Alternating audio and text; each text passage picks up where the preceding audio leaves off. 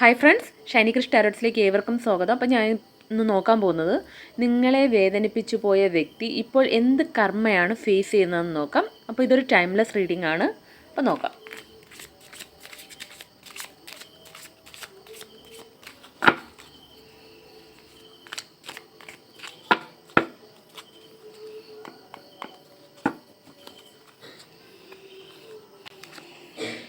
Full Death and Rebirth, Page of Wands, Seven of Wands, Judgment, wow, Nine of Swords, the Devil, Four of Cups, bottom of the deck വന്നിരിക്കുന്ന strength ആണ്. ഇവിടെ പറയാം, judgement വന്നിട്ടുണ്ട്, nine of sorts വന്നിട്ടുണ്ട്, double വന്നിട്ടുണ്ട്, four of cups വന്നിട്ടുണ്ട്. So 4 card negative cards ആണ് വന്നിരിക്കുന്നത്. സോ അതിൽ നിന്നെല്ലാം അവർ പുറത്ത് വരാൻ വേണ്ടിയുള്ള പ്രയത്നത്തിലാണിപ്പോൾ. അതായത് ഇവിടെ ഫസ്റ്റ് ഞാൻ ഇവിടെ നിന്ന് പറഞ്ഞു തുടങ്ങാം. ഫസ്റ്റ് വന്നിരിക്കുന്ന ജഡ്ജ്മെൻ്റാണ്. നിങ്ങൾക്ക് എന്താണോ ആ വ്യക്തി തന്നത് അതെല്ലാം പുള്ളി തെറ്റാതെ അവരിപ്പോൾ അനുഭവിച്ചുകൊണ്ടിരിക്കുകയാണ്.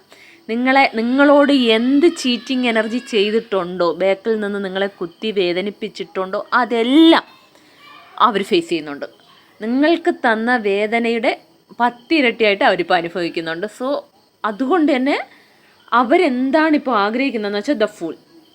അവരിപ്പോൾ ആഗ്രഹിക്കുന്ന അവർക്ക് ന്യൂ ബിഗിനിങ്സ് വേണം, ഒരു ന്യൂ സ്റ്റാർട്ട് വേണം.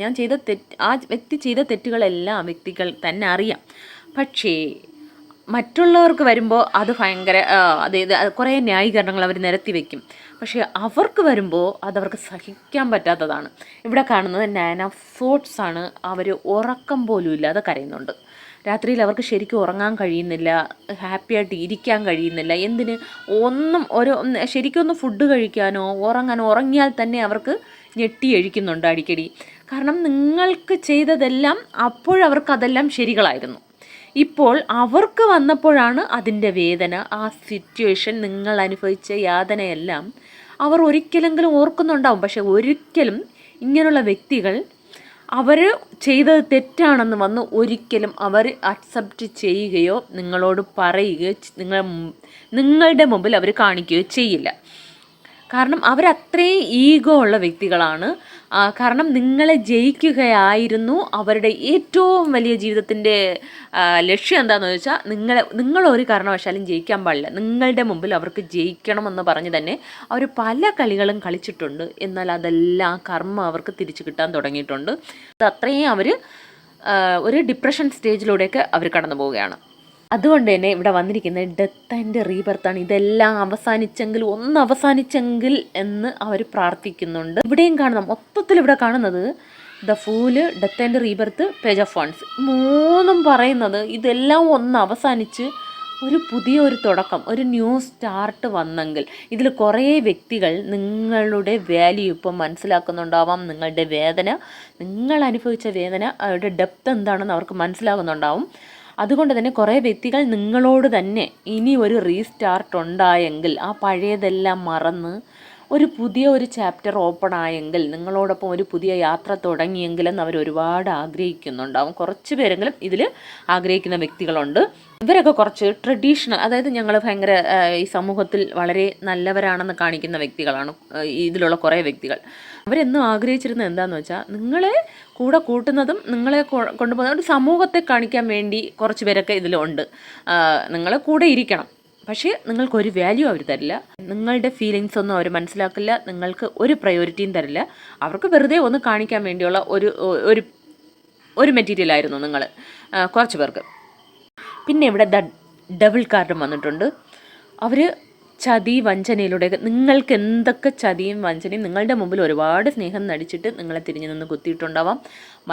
മറ്റുള്ളവരുടെ മുമ്പിൽ നിങ്ങളെക്കുറിച്ച് തെറ്റായിട്ട് സംസാരിക്കുക, നിങ്ങളെ തെറ്റായിട്ട് കാണിക്കുക. നിങ്ങൾ ശരിയില്ലാത്ത ഒരു വ്യക്തിയാണ്, ഞാനാണ് ശരി, എല്ലാ കാര്യത്തിലും ഞാനാണ് ശരി എന്ന് പറഞ്ഞ് പല തെറ്റുകളും പറഞ്ഞ് പ്രചരിപ്പിച്ച് നിങ്ങളെക്കുറിച്ച് അവർ നല്ല കുറച്ചൊക്കെ ഒരു നാർസിസ്റ്റ് ക്യാരക്ടറാണ് ഇവരൊക്കെ കൂടുതലും.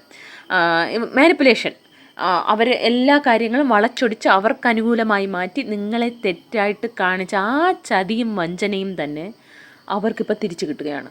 അവരിപ്പോൾ പെട്ട് നിൽക്കുകയാണ്. നിങ്ങൾക്കൊരു പ്രയോറിറ്റിയും തരാതെ വേറെ ഏത് സ്ഥലത്താണോ പോയത് അവിടെ നിന്ന് അതേ നാണയം തന്നെ അവർക്ക് തിരിച്ചു കിട്ടുന്നുണ്ട്. അതേ ചതിയും വഞ്ചനയും അതേ ദ്രാസിൽ തന്നെ അവർക്ക് കിട്ടുന്നുണ്ട്.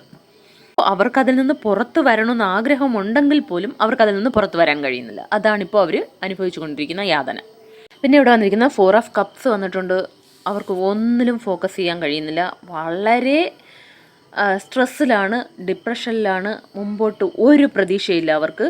എന്ത് ചെയ്യണമെന്നറിയില്ല. നേരെ ഒന്നിലും കോൺസെൻട്രേറ്റ് ചെയ്യാൻ കഴിയുന്നില്ല. പക്ഷേ അവർ നിങ്ങളുടെ മുമ്പിൽ ചിലപ്പോൾ ഇതൊന്നും കാണിക്കാതെ ഞങ്ങളാണ് വളരെ ഹാപ്പിയായിട്ട് ജീവിക്കുന്നത്, നീയെല്ലാം ദുഃഖത്തിലാണ്, നീയാണ് ദുഃഖത്തിലിരിക്കുന്നത്, ഞാൻ വളരെ ഹാപ്പിയാണെന്ന് പറഞ്ഞ് അവർ നടിക്കുന്നുണ്ടാവും. പക്ഷേ അവരുടെ യഥാർത്ഥ അവസ്ഥ എന്ന് പറയുന്നത് അവർക്ക് ഒന്നിലും ശരിക്കൊരു നല്ല ഫുഡ് കഴിക്കുമ്പോൾ പോലും അത് എൻജോയ് ചെയ്ത് കഴിക്കാൻ പറ്റുന്നില്ല. അത്രയും ഒരു സ്ട്രെസ്സിലാണ് അവരിയ്ക്കുന്നത്. പിന്നെ ഇവിടെ 7 ഓഫ് വാൺസും വന്നിട്ടുണ്ട്. അവർക്ക് 4 സൈഡിൽ നിന്നും പല പ്രശ്നങ്ങളും അവർ ഫേസ് ചെയ്യുന്നുണ്ട്. നിങ്ങളെ ഏതൊക്കെ രീതിയിൽ സ്ട്രഗിൾ ചെയ്യിപ്പിച്ചിട്ടുണ്ടോ അതുപോലെ അവർക്ക് 4 സൈഡിൽ നിന്ന് സ്ട്രഗിൾസ് കിട്ടുന്നുണ്ട്. പക്ഷേ അവർ അപ്പോഴും നിങ്ങളുടെ മേലെയാണ് അതെല്ലാം, ആ കുറ്റങ്ങളെല്ലാം നിങ്ങളുടെ മേലെ കൊണ്ടുവയ്ക്കാനാണ് അവർ ആഗ്രഹിക്കുന്നത്. ഇത് നിങ്ങൾ കാരണമാണ് ഞാൻ ഇങ്ങനെ ഈ സിറ്റുവേഷൻസിലൂടെ പോകുന്നത്, എനിക്കിതെല്ലാം വരാൻ കാരണം നിങ്ങളാണ് എന്നാണ് അവരിപ്പോഴും നിങ്ങളുടെ മേൽ പഴി ചാരാനാണ് അവർ ആഗ്രഹിക്കുന്നത്. പക്ഷേ നിങ്ങൾക്ക് എന്ത് പ്രശ്നം വന്നാലും അത് നിങ്ങളുടെ മാത്രം പ്രശ്നമാണ്. പക്ഷെ അവർക്ക് വരുന്നതെല്ലാം നിങ്ങൾ കാരണമാണ്. ഇങ്ങനത്തെ ഒരു നേച്ചറാണ് അവരുടേത്. പിന്നെ കുറച്ചൊക്കെ ടച്ചിലിരിക്കുന്നവർ തന്നെ നിങ്ങൾ എന്തെങ്കിലും പോയി ഇങ്ങനെയൊക്കെ നിങ്ങൾ ചെയ്തത് ശരിയായില്ല, നിങ്ങൾ തെറ്റാണ്, നിങ്ങൾ അതിൻ്റെ ഫലമാണ് നിങ്ങൾക്ക് കിട്ടുന്നതെന്ന് പറയുന്നതിന് മുമ്പ് തന്നെ അവർ ഡിഫെൻസീവായിട്ടായിരിക്കും നിൽക്കുന്നത് നിങ്ങളോട്. ഒരിക്കലും അവരുടെ തെറ്റ് അക്സെപ്റ്റ് ചെയ്യില്ലെന്ന് മാത്രമല്ല, അതെല്ലാം നിങ്ങളുടെ തലയിൽ ചാർത്തി അവരെപ്പോഴും നല്ലൊരു വ്യക്തിയായിരുന്നു എന്ന് സ്ഥാപിക്കാനാണ് ആ വ്യക്തി ഇന്ന് ശ്രമിക്കുന്നത്. പക്ഷേ ഇവിടെ ജഡ്ജ്മെൻറ്റും വന്നിട്ടുണ്ട്, 9 ഓഫ് സോർട്സും എല്ലാം പറയുന്നത് ആ വ്യക്തി ഇപ്പോൾ ഒട്ടും ഹാപ്പിയല്ല. പിന്നെ ഇവിടെ വന്നിരിക്കുന്ന സ്ട്രെങ്ത് കാർഡാണ്. ആ വ്യക്തി ഇപ്പോൾ സ്ട്രെങ്ത് ഗെയിൻ ചെയ്യാൻ ശ്രമിക്കുകയാണ്. അതായത് ആ വ്യക്തി ഞാനാണോ ഭയങ്കര സംഭവം എന്ന് പറഞ്ഞ് നടിച്ചാലും പക്ഷേ അവരുടെ ഉള്ളിൽ അവർ വെറും ഒരു ഫീലുമാണ്. അവർക്ക് നിങ്ങൾക്കുള്ള ധൈര്യം പോലും അവർക്കില്ലാത്ത വ്യക്തിയാണ്. പക്ഷേ അവർ പറയും ഞാനാണ് ഈ ലോകത്തിൽ വെച്ച് ഏറ്റവും നല്ല ധൈര്യശാലിയും ഭയങ്കര സ്ട്രോങ് ആയിട്ടുള്ള വളരെ കറക്റ്റായിട്ടുള്ള വ്യക്തി ഞാനാണെന്ന് പറയും. പക്ഷേ അവർ ഒട്ടും സ്ട്രോങ് അല്ല, വളരെ പേടിയുള്ള ഒരു വ്യക്തിയാണ്. പക്ഷെ അതൊന്നും പുറത്ത് കാണിക്കില്ല. അവർ ഒരു ആത്മവിശ്വാസവും സ്ട്രെങ്തും ഒക്കെ കൊണ്ടുവരാൻ ശ്രമിക്കുന്നുണ്ട്. ഞാൻ വളരെ കോൺഫിഡൻ്റ് ആണെന്ന് കാണിക്കാൻ ശ്രമിക്കുന്നുണ്ട്. അതുമാത്രമല്ല പല കാര്യങ്ങളും ആ വ്യക്തി ചെയ്തത് തെറ്റാണെന്ന് ആ വ്യക്തിക്ക് ഉള്ളിൽ അറിയാം. കുറച്ച് പേർക്കൊക്കെ ഈ വ്യക്തി സ്വന്തമായിട്ടൊരു തീരുമാനമില്ലാത്ത വ്യക്തിയാണ്. ഈ വ്യക്തിയുടെ പല കാര്യങ്ങളിലും ഡിസിഷൻ എടുക്കുന്ന അവരുടെ ഫ്രണ്ട്സോ അല്ലെങ്കിൽ റിലേറ്റീവ്സോ ഇവർക്കൊന്നും ഇവർ കുറേ ചിലപ്പോൾ തേർഡ് പാർട്ടി സിറ്റുവേഷൻസ് ആ വ്യക്തികളുടെ ഇൻഫ്ലുവൻസിലൊക്കെ വീഴുന്ന വ്യക്തിയാണ് ഈ വ്യക്തി. ചിലപ്പോൾ നിങ്ങളുടെ അടുത്ത് വന്ന് 2 ദിവസം സ്നേഹമായിട്ടിരിക്കുന്നു, 3-ാമത്തെ ദിവസം ആ വ്യക്തികളെ മീറ്റ് ചെയ്തിട്ട് വരികയാണെങ്കിൽ ഉടനെ നിങ്ങൾക്കിടയിൽ ഒരു പ്രശ്നം ക്രിയേറ്റ് ആവും. അതായത് അവർക്ക് കൊടുക്കുന്ന സ്ഥാനത്തിൻ്റെ താഴെയാണ് എപ്പോഴും നിങ്ങൾക്കുള്ള സ്ഥാനം അവർ തന്നിരിക്കുന്നത്. അതുകൊണ്ട് തന്നെ അവരെന്ത് പറയുന്നോ ഉടനെ ഈ വ്യക്തി നിങ്ങൾക്കുള്ള വാല്യൂ അവിടെ തീരും. അതിനുശേഷം ആ വ്യക്തി നിങ്ങളോട് ബിഹേവ് ചെയ്യുന്നത് വേറെ രീതിയിലായിരിക്കും. സോ ഇങ്ങനെ ഒരു സിറ്റുവേഷൻസിലൂടെ കടന്നുപോയ കുറേ വ്യക്തികളുണ്ടായിരിക്കും. സോ അങ്ങനെയൊക്കെ ആ വ്യക്തി നിന്നിട്ടുണ്ടെങ്കിൽ കുറച്ച് പേർക്ക് ഈ വ്യക്തി ആ വ്യക്തികളെ ഉള്ളിൽ പേടിക്കുന്ന വ്യക്തി കൂടെയാണ്. സോ അതുകൊണ്ട് തന്നെ ആ വ്യക്തി ഇപ്പോൾ ഈ വ്യക്തിക്ക് ഒരു തിരിച്ചറിവുണ്ടാകുന്നത് ഞാൻ കുറച്ച് സ്ട്രോങ് ആവണം, എൻ്റെ ഡിസിഷൻ ഞാൻ എടുക്കണം, അങ്ങനെയൊക്കെ ഒരു ചിന്ത ഈ വ്യക്തിക്ക് വന്നിട്ടുണ്ട്. പക്ഷേ ആ വ്യക്തി എത്തിയോ എന്ന് പറയാൻ പറ്റില്ല. ആ വ്യക്തി അതിനുവേണ്ടി ശ്രമിക്കുകയാണ്, സ്ട്രെങ്ത് ഗെയിൻ ചെയ്യാൻ ശ്രമിക്കുകയാണ്. ഇനി ഈ വ്യക്തിയുടെ ഇമ്മീഡിയറ്റ് ഫ്യൂച്ചർ എന്താണെന്ന് നോക്കാം.